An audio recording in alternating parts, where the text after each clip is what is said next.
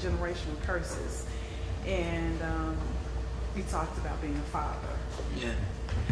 So how are you breaking the generational curse as a father?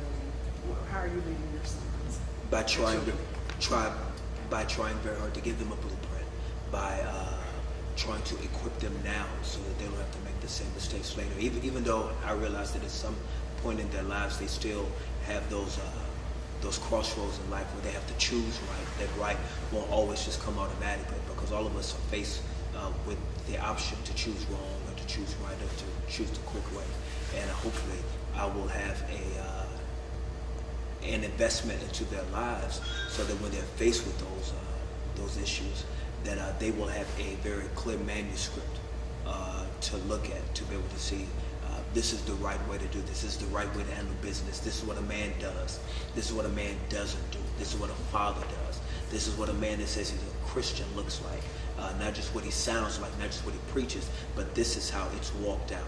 This is the blueprint for what that looks like. Can we talk a little bit about being gay and being saved in the church? Well, I have come to believe, being raised in a community of the arts, I have buried many friends. I've had many friends that I've sat by their bedside as they died. I was a teenager during the 80s, and so I had a chance to live through a lot of the horrific times that really hit the gay and lesbian community. And although I am committed as a Christian to what I believe Scripture says about all of our lifestyles, not just a homosexual lifestyle, but a heterosexual lifestyle, a lifestyle that is in an adulterous relationship, a lifestyle that is a envious and jealous lifestyle, a lifestyle of pride, a lifestyle of ego, that we must be able, that if we're going to speak on particular issues in people's lifestyles, we must be able to also model lovingly what that looks like.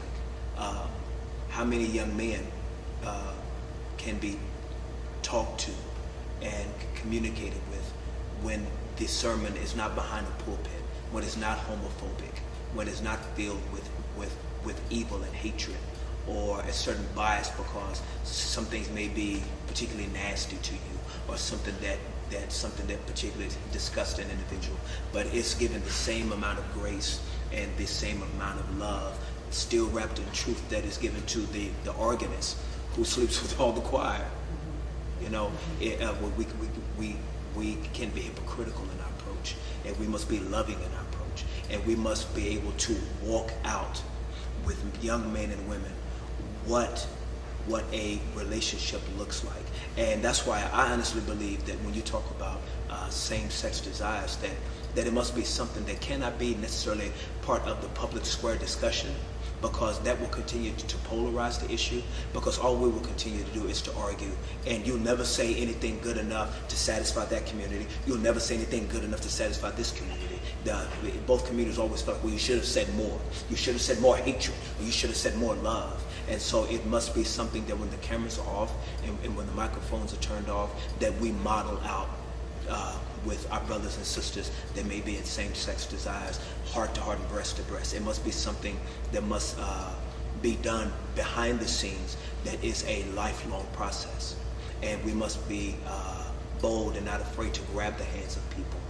If there is a young man who has questions about his lifestyle, and he may be struggling with it, if I'm not willing to allow him to come home, have dinner with me, see what a heterosexual man in a home with his children looks like, so he can begin to maybe glean from that if he chooses, then if I'm not willing to do that, then I need to be quiet.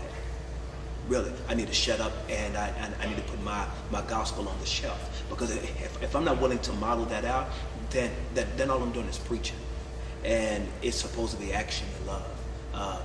Christ said it so clearly that they will know you're my disciples